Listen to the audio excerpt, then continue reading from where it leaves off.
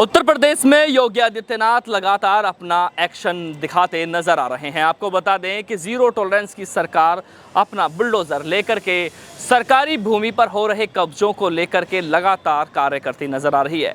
ऐसा ही मामला गाजियाबाद के नगर पंचायत डासना में देखने के लिए मिला। कई वर्षों से हजारों बीघे जमीनों पर यहाँ पर सरकारी जमीनों पर कब्जा है, जिसकी शिकायतें होती हैं, लेकिन वो कहाँ कागजों में छिप जाती हैं उनका पता नहीं चल पाता, या यूँ कहा जाए फाइलों में दब जाती हैं, उनका पता नहीं चल पाता। लेकिन एक ऐसी संस्था ने इसकी आवाज़ उठाई और क्षेत्र को कहीं ना कहीं उम्मीद जागी। तो वहीं गाजियाबाद के डीएम का एक्शन देखने के लिए मिला और लगभग 260 करोड़ रुपए की ज़मीन को कब्जा मुक्त कराने का काम किया और धारा 145 करने के बाद जो पुराना जो स्थिति थी उस रूप में ज़मीन को लाने का काम किया गया। आपको जानकारी देते हुए बता दें कि नगर पंचायत डासना क्षेत्र में ज़मीनों की खरीदो फरोख्त का सिलसिला जारी था, और वो भी वो ज़मीनें जिनको फर्जी तरीके से उनके कागज़ों में फेरबदल किया गया। मेरे साथ यहाँ पर प्रदीप शर्मा जी मौजूद हैं, जो राष्ट्रीय महासचिव हैं हेल्पेशन फाउंडेशन संस्था के। सर, क्या कहना चाहेंगे, आपकी जो मेहनत है ये रंग लेकर आई है? इस मेहनत के लिए मीडिया बंधुओं के साथ साथ आदरणीय जिलाधिकारी रविंद्र कुमार जी का धन्यवाद, उप जिलाधिकारी श्री अरुण दीक्षित जी का धन्यवाद एवं सदर तहसील साहब का भी धन्यवाद। और इन तीनों अधिकारियों ने जिस तरीके से कार्य किया है वो काबिले तारीफ़ है। और अपर मुख्य सचिव श्री संजय प्रसाद जी के निर्देशन में जो आदरणीय जिलाधिकारी गाजियाबाद जी ने कार्य किया है काबिले तारीफ़ है। शायद प्रशंसा के लिए, बेहतरी के लिए, गाजियाबाद के उचित भविष्य के लिए और वो माफियाओं की सामत आने के लिए जैसे शब्द प्रयोग करने के लिए मेरे पास सच कहें तो शब्दों की अभाव है, शब्दों की कमी है। सर, आपने पिछली बार भी शिकायत लगाई थी, शिकायत पत्र आपके हाथ में है, और आपने ये कहा था कि खसरा जो हैं लगभग 56 खसरे हैं आपके पास, और उनकी शिकायत की गई थी। इसमें बोर्ड भी लगाए गए थे, लेकिन बोर्ड जो है 4 लगाए गए थे। मैं निकाल देता हूँ अभी। जी निकाले। ये खसरा नंबर है, लगभग 56 खसरा नंबर हैं, जिनका वाद उच्च न्यायालय में चल रहा है। लेकिन इन खसरों पर खरीदो फरोख्त जारी थी, यानी हाईकोर्ट की आदेशों की अवहेलना कहा जा सकता है। तो प्रदीप जी ने उसकी शिकायत लगाई थी। सर, जब से आपने शिकायत लगाई तो उस पर क्या कार्रवाई हुई, बाद में फिर आपको उस पर पूरी शिकायत क्यों लगानी पड़ी? ये फरवरी 2026 के लगभग लास्ट में 25-26 फरवरी को स्पीड पोस्ट किया था, और इस संबंध में मैंने ट्वीट भी किया था, क्योंकि आदरणीय जिलाधिकारी साहब पर बहुत विश्वास था, उनकी कार्यशैली दिखने लगी थी, और साहब प्रशासन के तौर पर कहा जाए तो अपर मुख्य सचिव पर बहुत विश्वास था।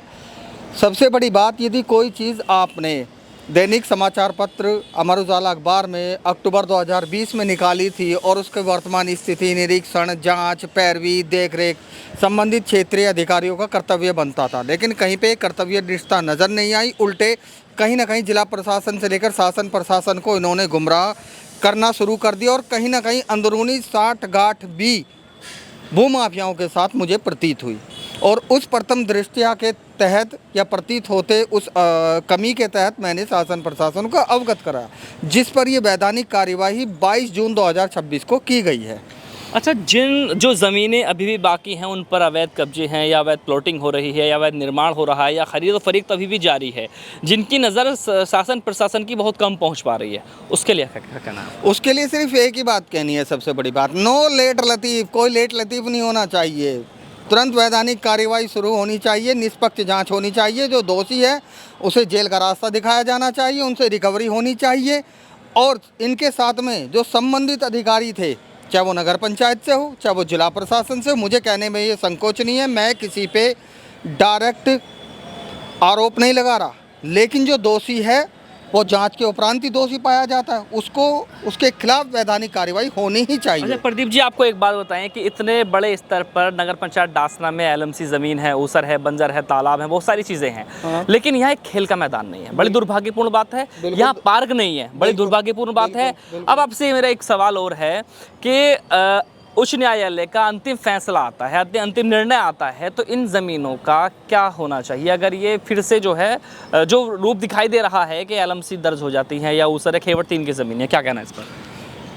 आपने बताया कि वाकई में नगर पंचायत डासना में और साथ साथ डासना देहात में, हालांकि क्षेत्रीय नगर पंचायत डासना से संबंधित है, तो खेल के मैदान की कमी है, जो कहीं ना कहीं जिला प्रशासन से हम विनती करते हैं और DM साहब से अपार विनती है कि खेल का मैदान तैयार होना चाहिए। रही बात ऊसर, बंजर, जलचर, जलाशय ज़मीन की, तालाबों की ज़मीन की, तो डेफिनेटली शासन प्रशासन को हम लगातार अवगत करा रहे हैं और शासन प्रशासन उस पर पैनी नज़र बनाए रखे हुए, साथ में जिला अधिकारी ने भी पैनी नज़र बनाए रखे हुए हैं। इनको कोई छूट नहीं दी जानी चाहिए, भूमाफियाओं को और मिली भगत करने वाले अधिकारियों को। खेल के मैदान के लिए जगह निकाली जाए, उसे चिन्हित किया जाए और खेल का मैदान क्षेत्रीय लोगों को दिया जाए और अन्य सहूलियत जो युवाओं को दी जा सकती है ताकि उनका स्वास्थ्य ठीक रहे, उनके बॉडी वर्क अच्छा करे, उनकी बॉडी लैंग्वेज अच्छा काम करे, उस चीज़ पे भी ध्यान देना बहुत ज़रूरी है। जैसा कि आप देख रहे हैं कि नगर पंचायत डासना में खेल का मैदान तक नहीं है, एक पार्क तक नहीं है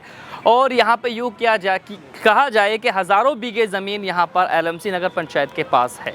जी, सबसे बड़ी बात ये, अब से पहले इसमें किसने लड़ाई लड़ी या किसने लड़ाई नहीं लड़ी, मुझे कुछ नहीं कहना। उनकी कार्यवाही कहाँ तक पहुँची या किस वजह से कार्यवाही शांत बैठ गई, मुझे उस विषय में तो फिलहाल कुछ कहना ही नहीं है। लेकिन इस तरीके की लड़ाई ऊसर, बंजर, जलाशय, सीलिंग आदि ज़मीनों को लेकर के लगातार जारी रहेगी। अभी तो ये स्टार्टिंग हुई है, आगे भी और शासन प्रशासन उस पर कार्रवाई। ये लड़ाई केवल नगर पंचायत की, आसपास इलाके जैसे सिकरोड़ा, मयूर विहार, वहाँ भी लड़ाई लड़ रहे हैं, उस पर क्या कहना है? देखिए, सिकरोड़ा क्षेत्र की तरफ भी सामाजिक कार्य किए गए हैं, शासन प्रशासन को अवगत कराया है। जैसे कि आप डंपिंग ग्राउंड ले सकते हो और हापुड़ क्षेत्र में खिचरा है, UPSIDC को ले सकते हो, जिसमें खुद पत्रकार साहब आप एक एप्लीकेंट हैं NGT में।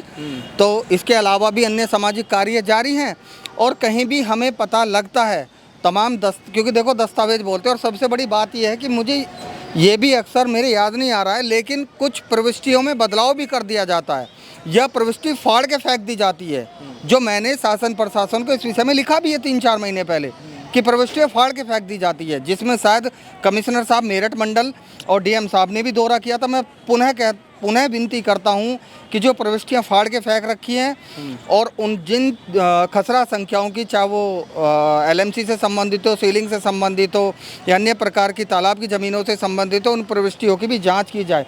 जिला गाजियाबाद से संबंधित तो एक कदम उठना ही चाहिए और जो कोई भी समाज सेवी या कोई भी नेता किसी लड़ाई को शुरू करता है तो उसे अंत तक पहुँचाए। यदि आप बीच से हट जाते हो या किसी कारणवश हट जाते हो या कोई और अन्य बात आ जाती है तो ये फिर लड़ाई नहीं है, ये तो फिर अपने आप को चमकाने वाली बात है और मुझे चमकना नहीं आता। ये लड़ाई अंत थी, अभी और भी अगर तो जाना पड़ा आगे तो हाई कोर्ट से सुप्रीम कोर्ट तक भी हम जाएंगे, पर लड़ाई को आखिर तक लाके रहेंगे।